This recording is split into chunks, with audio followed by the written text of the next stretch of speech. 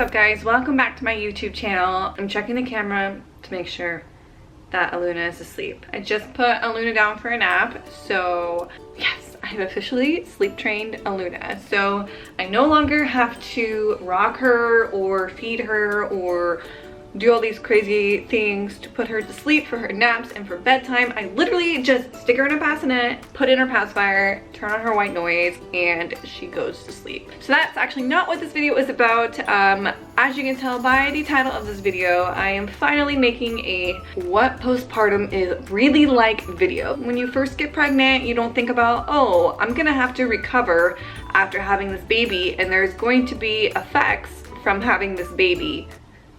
I thought it would be interesting to do a video like that and just explain kind of my journey through postpartum. Oh my god, this plant, I'm so sorry. I'm so sorry. Why are you sticky?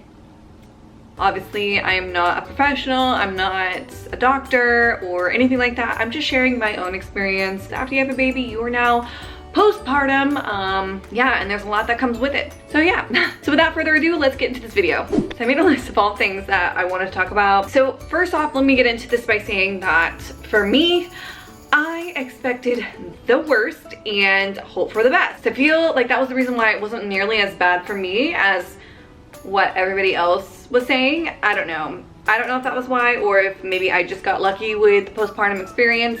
I don't really know, but I definitely expected the worst and hope for the best. Not necessarily meaning that I was like stressed out about what was happening, but I just, you know, expected for things to be fairly unpleasant after having a baby, and it wasn't nearly as bad as what I was expecting, so that was really nice. So the first thing that I want to touch on, you are very, very, very sore after having a baby pushed out of your body, which is like self-explanatory. I mean, it hurts to sit, it hurts to walk, it hurts to basically do anything. It hurts to pick things up, it hurts to pick your baby up. I mean, I'm not gonna lie, it hurts getting out of bed, in and out of bed.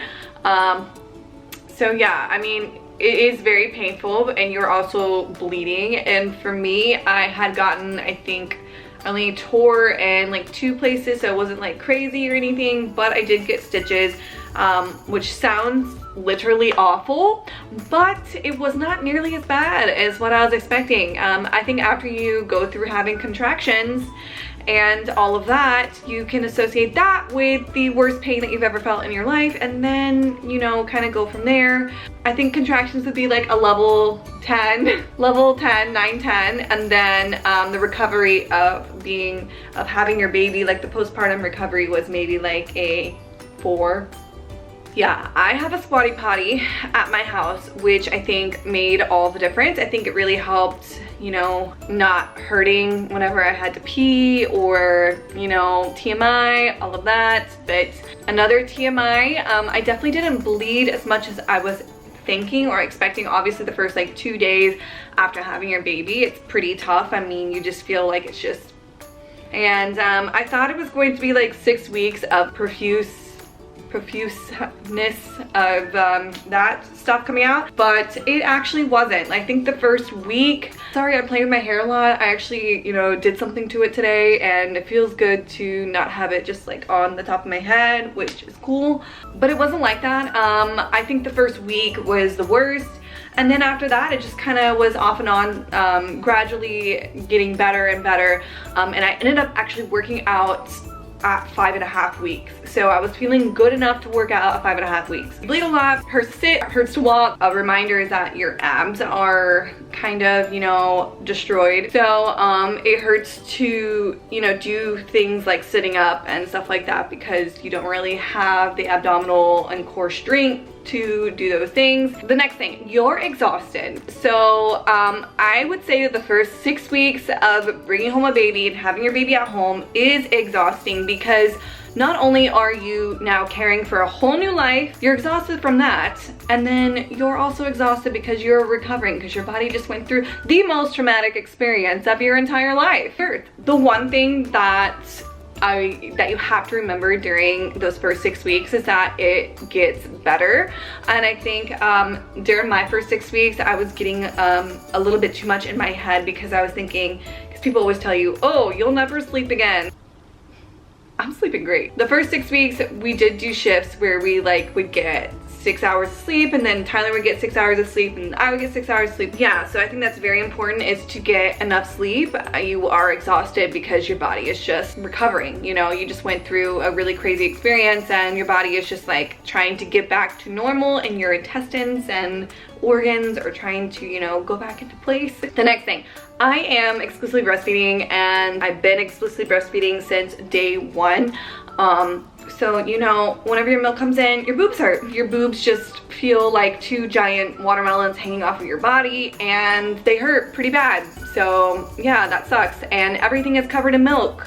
To be honest, even to this day, I still wake up and there's milk everywhere. Like I said, it does get better, and your milk supply does end up, you know, getting regulated to your baby's needs. The next thing I want to touch on is baby blues and postpartum anxiety. A lot of women get postpartum depression, and then even more women just get what's called baby blues. Your hormones literally plummet after you have your baby, and it can cause you to be sad. I mean, I felt pretty sad. I think that within the first like 6 weeks, just because one, you're mourning the life that you used to have. And I know that sounds bad, but it's true, because that life is now over, basically. Your life is literally never the same after you have a baby, and that's not necessarily a bad thing. You can still bring some aspects from your old life into your new life, but yeah, it'll just never be the same. You don't have the same freedom as you did whenever you didn't have a baby. You don't really realize to what scale that is until you actually have the baby and you're being postpartum. And then also plus all the hormones and all that just kind of amplifies everything. So I remember I cried like every single day after having the baby.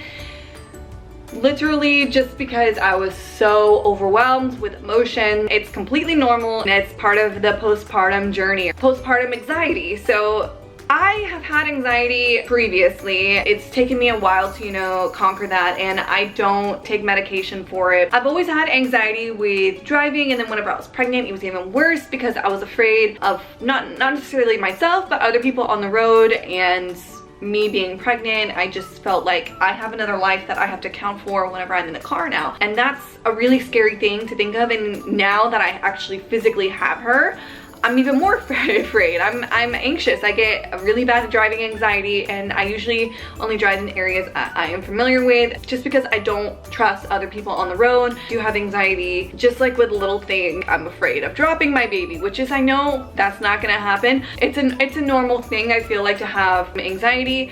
I just wanted to clarify, I'm not just anxious about driving and dropping my baby, guys, because I know I'm gonna get comments saying, that's not real anxiety or whatever.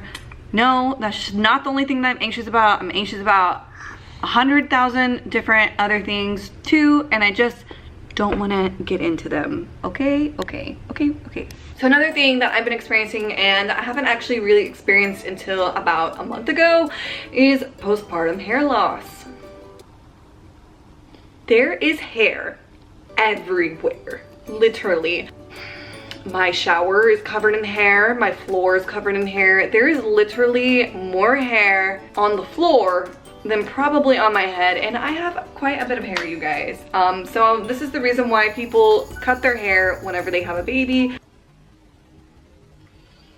I'm currently editing this video, and I just lost like half the footage, and I don't understand what happened or where it went. I've checked every memory card, I've checked my computer, it's gone. Basically, I think the next thing I was gonna say in this video, I think the last thing that I was going to touch on in this video was that your body changes forever after having a baby, because your hips are just now super wide and all of your clothes don't fit you anymore. So yeah, and that was basically the last thing that I was going to say. And I don't think, honestly, there probably was a lot more stuff that I was gonna talk about, but it's gone forever.